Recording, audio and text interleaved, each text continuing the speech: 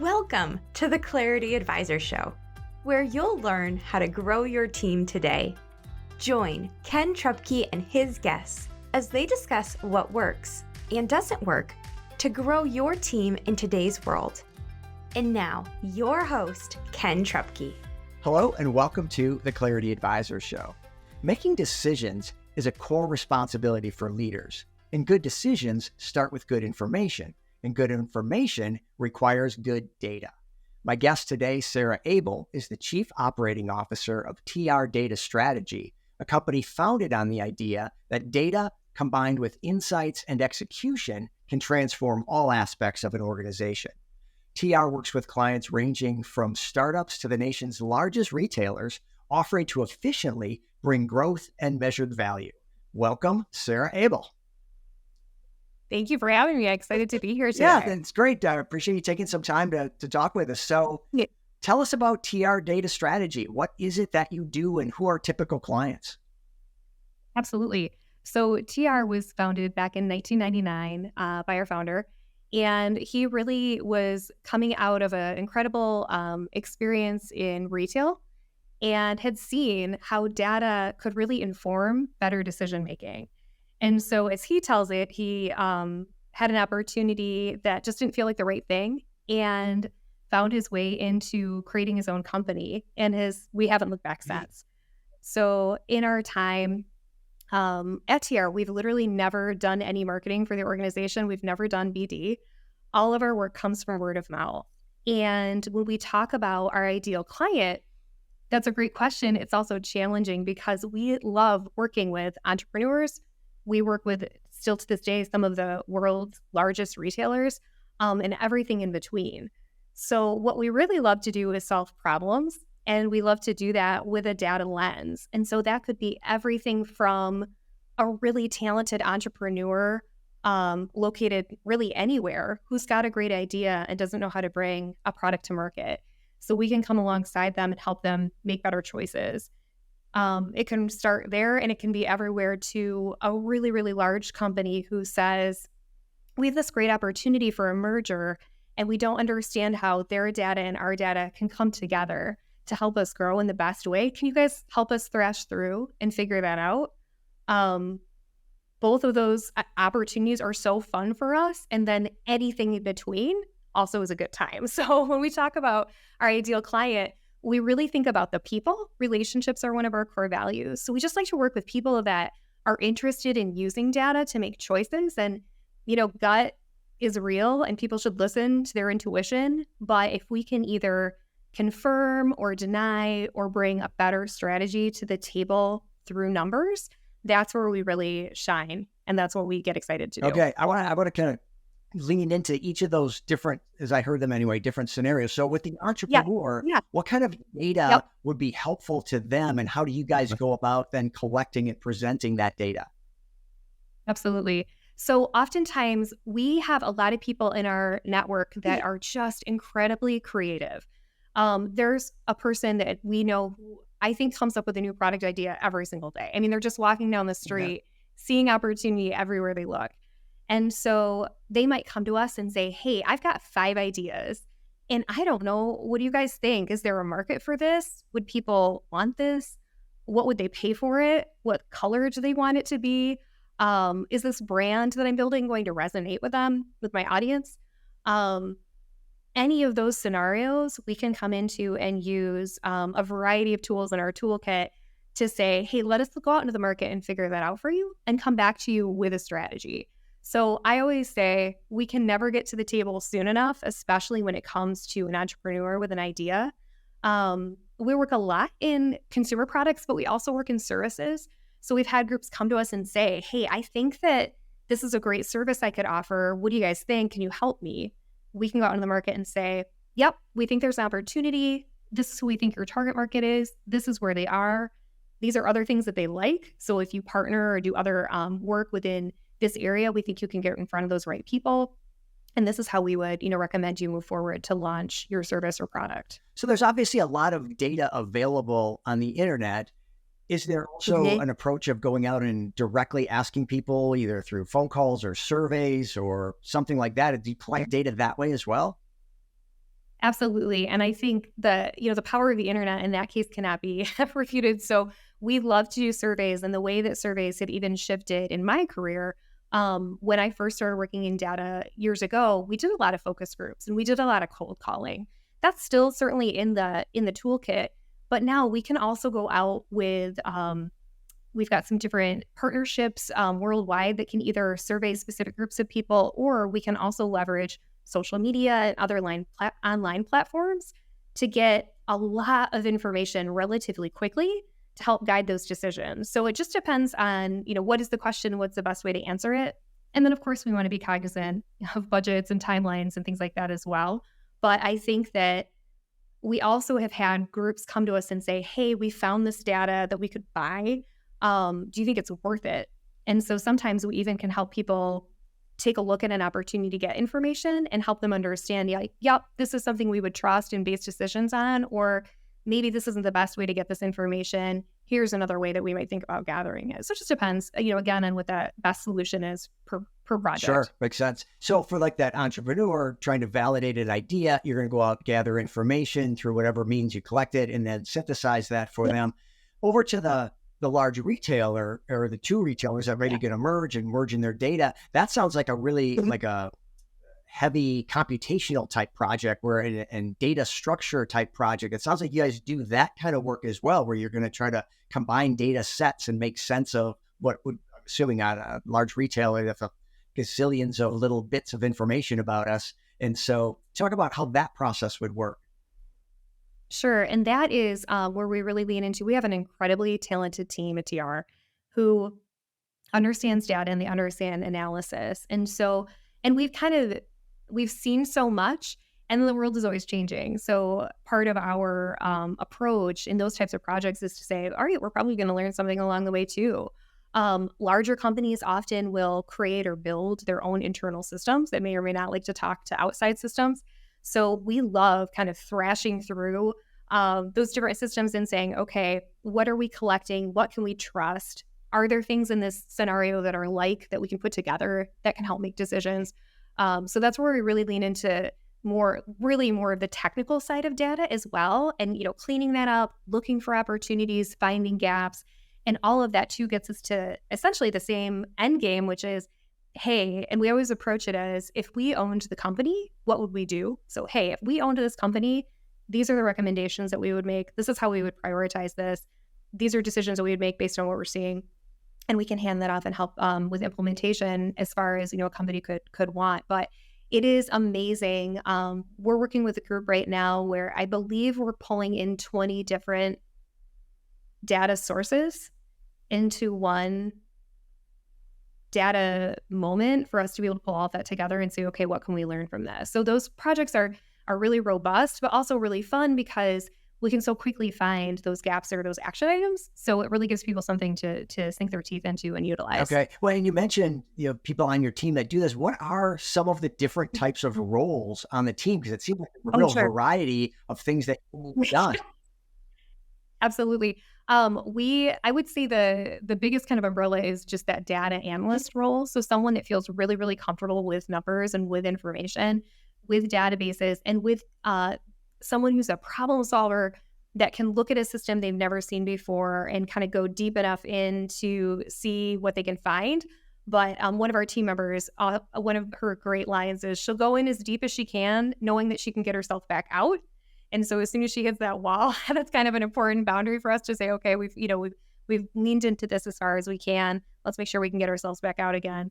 But really, folks who have studied data, and the fun part about that, especially in today's environment, is that learning never stops.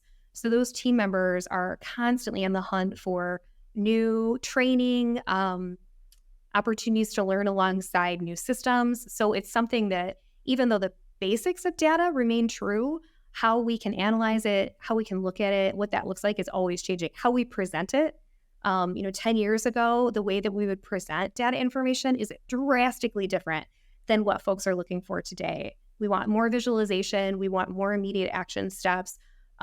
People want to understand, can AI play a role in projects like this? That's a really common question we're getting right now. So we want to make sure we continue to understand where we can align there. So it's just a constantly changing, evolving area, but the foundation is definitely that real data analyst sensibility. Okay. And what is the answer to, can AI help on this? How are you using AI, and how do you foresee using AI?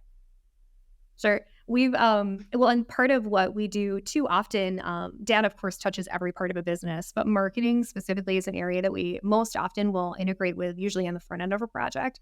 And we're all seeing those headlines of, marketers are going to be replaced by AI. And I don't think that that's true. I think the smarter take on it, and people who are far smarter than I am would say that it's an incredible tool as a part of a toolkit, but it still needs to be validated. So as we continue to understand how those tools are going to develop, I think it's incredible in terms of being able to ask questions, get kind of a starting point, layering it in. But within the data world, when we talk about AI, we also will think about, is there a way that we could use AI to build a tool to continue to learn? So it's, looking in the past and then also looking in the future to say, can we leverage these tools in new ways so that instead of manually processing information, is there a way that AI can support this to be faster, to be more accurate? But I always put in the caveat, you want someone double checking that work and making sure that anything that's related to AI still has that human element. Is that technology still being developed? Okay. Well, I want to hear more about your team, and we'll do that on the other side of the break. So stay with us on the Clarity Advisor Show, and we'll be right back. Is your business where you want it to be, or on track to get there? Clarity Advisors helps business leaders improve communication and get your team aligned and engaged for greater success. We specialize in helping you streamline your sales and operating systems to improve efficiency and grow your profits. Call or text Ken at 616-822-2998 to have a complimentary 12-minute call to see what some clarity could do for you. Okay, welcome back to the Clarity Advisor Show. Today we're talking with Sarah Abel from TR Data Strategy about data. And Sarah, before you became COO of TR, you have an extensive and impressive marketing background. So tell us a little bit about your career and how you got to the point and how you found TR and became the COO. Sure. That's a great question. So I do have I would say that's a kind way to say it, a very varied background. And there's really no rhyme or reason to it. When I first graduated, it was back in 2006. And so a lot of folks in my peer group were finding jobs, and a lot of them stayed in school and got master's degrees. And I was really fortunate to be able to find a role in nonprofit. And I worked for the first half of my career in nonprofit roles. And oftentimes those organizations were small enough where the marketing department would be one person, maybe two. And so for my desire to kind of continue to grow, I often would have to jump into another organization to start learning new skills or become a part of a bigger team. And so that's where it all started. And then I moved over into not-for-profit work and loved it. I thought the transition from nonprofit to for-profit was really easy because in nonprofits, you don't have any budgets. There's never enough money. There's never enough time. You're so under-resourced. And so to work for some companies that had some kind of might behind their goals was a lot of fun. And so I continued to grow really in that PR and marketing lens. And then as I continued to grow in my career and start leading larger teams and getting my arms around more tactical pieces of a business, I started to really believe, and I still do to this day, and this isn't probably a popular opinion, but I believe on an organizational chart, the CMO should be above the CEO because marketing truly feeds into everything.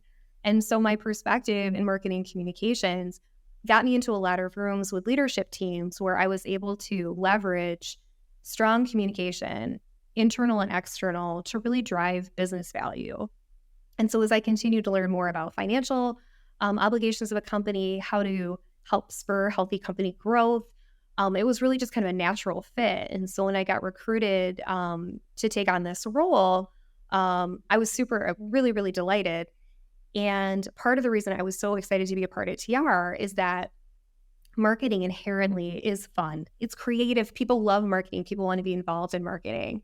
And when I started to understand the power of data as a part of my career, it made everything so much easier and more fun because it's so much easier to win when you're making a decision based on data and a little less on, I like this, or this feels good, or someone else likes this.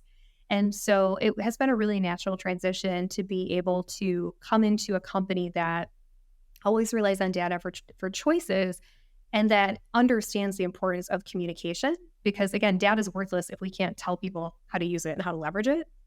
So it felt very, very natural in terms of just how my career has progressed. And I would also just share that advice I give oftentimes to young graduates is that when I was out of school and meeting people and seeing people that I thought, oh my gosh, I would love to have a job like that someday, or how did that person get into that into that role?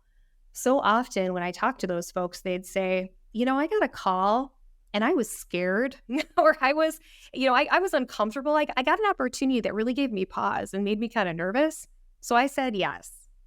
And that has stuck with me as just great advice, I think, for people who are looking to grow in their careers, is that if somebody reaches out to you and says, hey, this might not make a great next step on paper, but it could be a really exciting opportunity for you. If that gives you a little bit of a, oh my gosh, that makes me a little scared, say yes. Because that's, I think, how we just continue to grow. Oh, that's so good. And yeah, it's those opportunities that you don't necessarily, they don't look linear in the next connect the dots on the path. And yet there's always something when you look back like, yep, that was the game changer right there. That was the inflection point. And I almost didn't do it. Exactly.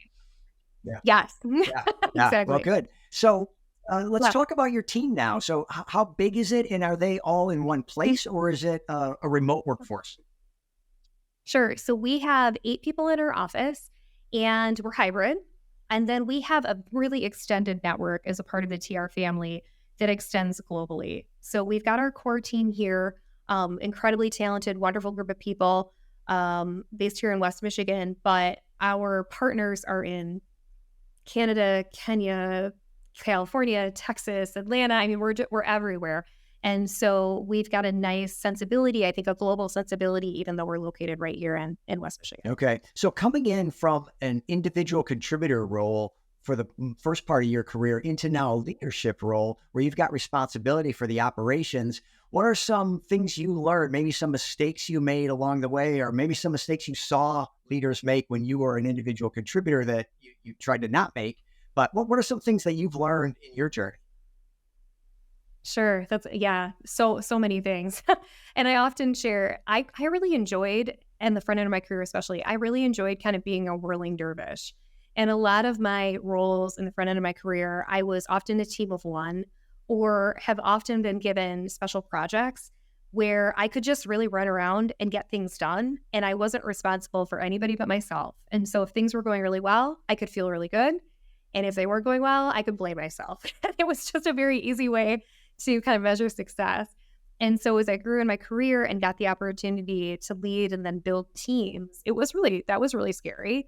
I take it very personally. I think the most important part of a leadership role is that you help shape people's lives in ways that are far beyond the 9 to 5. And I think about when I was a young employee, if I made a mistake and if my leader at the time came down on me and, was frustrated with me, I would carry that home, right, into my family, into my friends.